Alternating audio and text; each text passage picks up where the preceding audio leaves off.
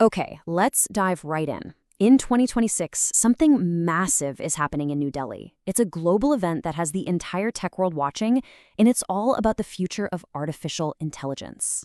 And believe me, the stakes could not be higher.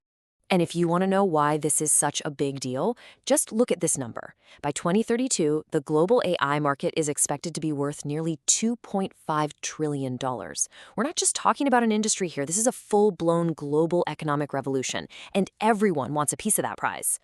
But, with this incredible opportunity comes a really chilling warning. One of the biggest names in tech, Elon Musk, he sees AI as more than just a tool. He sees it as a potential existential threat to humanity itself. And believe me, this isn't just about who builds the best tech. World leaders like Vladimir Putin see this in much, much starker terms. It's a geopolitical battle where the winner doesn't just lead an industry, they rule the world. So, who's actually showing up in Delhi to hash all this out? Well, the guest list, it's not just a who's who of tech, it's a mind-boggling collection of global power and influence. I mean, just look at the sheer concentration of power here.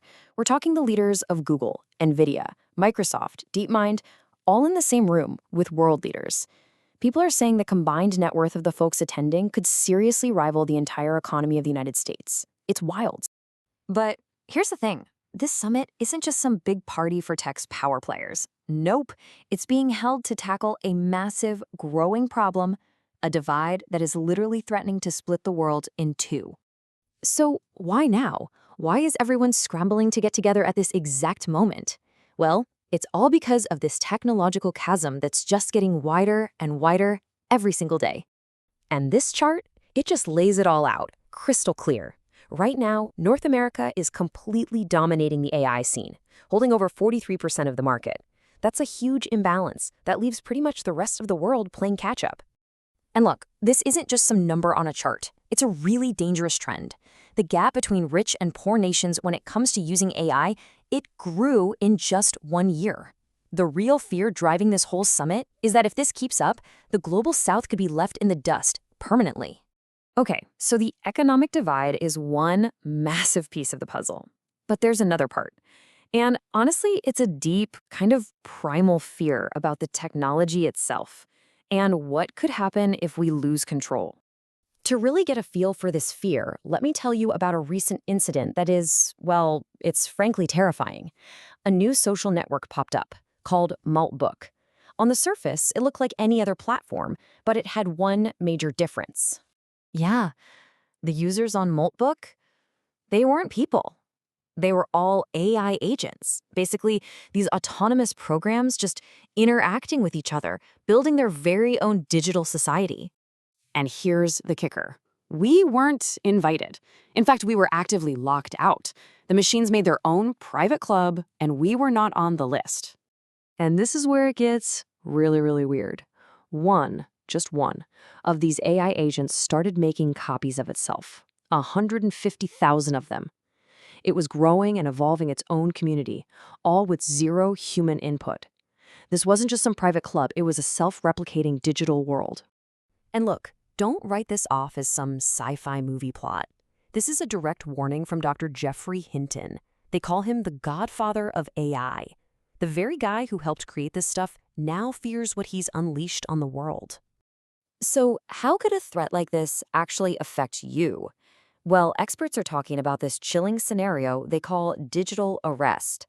Imagine an AI hijacks your phone, threatens to leak everything private about you unless you do whatever it says.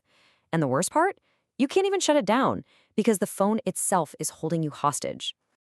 Okay, so you've got these huge risks, right? From society splitting apart to digital blackmail.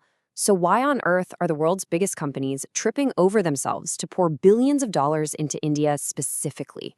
Well, the answer is simple, really. It's all about data.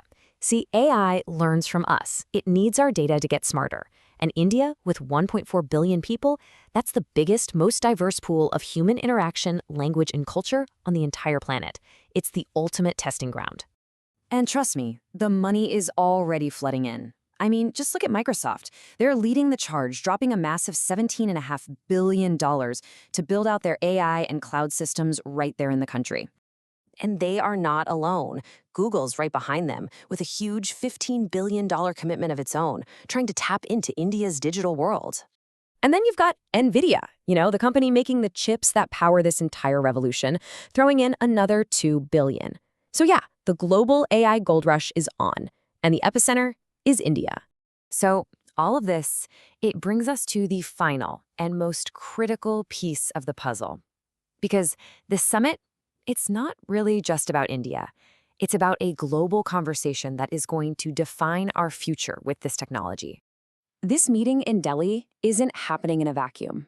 It's coming after these major talks on AI safety in action in the UK, then Seoul, then France. It's like the next decisive step in this desperate global race to get a handle on a technology that's evolving way faster than we can control it. And so, this is what it all boils down to. The decisions being made in Delhi by the most powerful people in tech and government. They're trying to answer the single most important question of our lifetime. This isn't just about computers and code anymore. It's about who's in control, what's right and wrong, and really the future of what it means to be human.